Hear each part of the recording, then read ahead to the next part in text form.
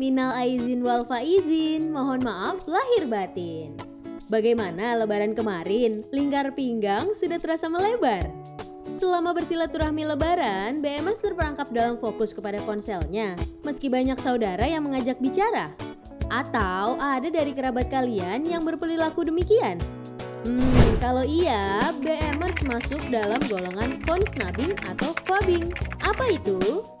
Gini BMers, phubbing merupakan perilaku seseorang yang berbicara dengan lawan bicaranya secara langsung, tetapi ia lebih fokus pada ponselnya. Waduh!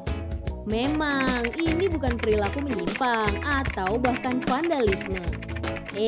Tapi berdasarkan penelitian, phubbing bisa merusak hubungan sosial dan kesehatan mental loh. Dikutip dari laman Instagram Kementerian Komunikasi dan Informatika @kemenkominfo pada Kamis 5 Mei 2022, phubbing merupakan suatu kebiasaan yang menunjukkan seseorang tidak bisa lepas atau jauh dari ponselnya.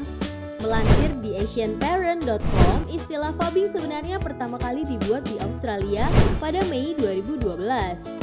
Saat itu, sebuah biro iklan menciptakan kata untuk menggambarkan fenomena yang menggambarkan orang-orang mengabaikan teman ataupun keluarga dan malah memperhatikan ponselnya. Menurut penelitian ilmiah yang dipublikasikan dalam Journal of Psychosocial Research on Cyberspace, perilaku phubbing termasuk hal yang dianggap menjengkelkan dan tidak sopan. Orang-orang dengan phubbing biasa merasa takut akan melewatkan sesuatu yang penting di HP-nya, seperti telepon atau update informasi, sehingga rela mengabaikan yang jelas-jelas ada di sekitar fisik mereka nih. Namun, selain dianggap tidak sopan, ternyata phubbing juga memiliki beberapa dampak buruk. Di antaranya, menurunkan kemampuan komunikasi lisan, memperburuk relasi dengan orang lain, membuat susah fokus karena terdistraksi HP, dan tentunya akan dijauhi orang-orang. Bukan itu saja BMers, phubbing juga ternyata berpotensi meningkatkan stres.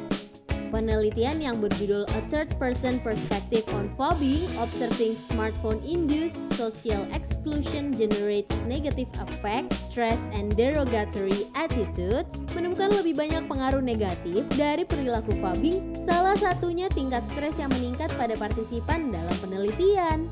Dalam penelitian lain, Profesor Jennifer Sam dari Universitas of Georgia, Amerika Serikat, telah mensurvei 472 peserta tentang kebiasaan menggunakan smartphone, interaksi sosial, dan kesehatan mental.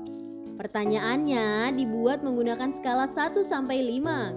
Mulai dari saya lebih suka memperhatikan ponsel saya, hingga teman saya memberitahu saya bahwa dalam berinteraksi dengan saya terlalu memperhatikan telepon.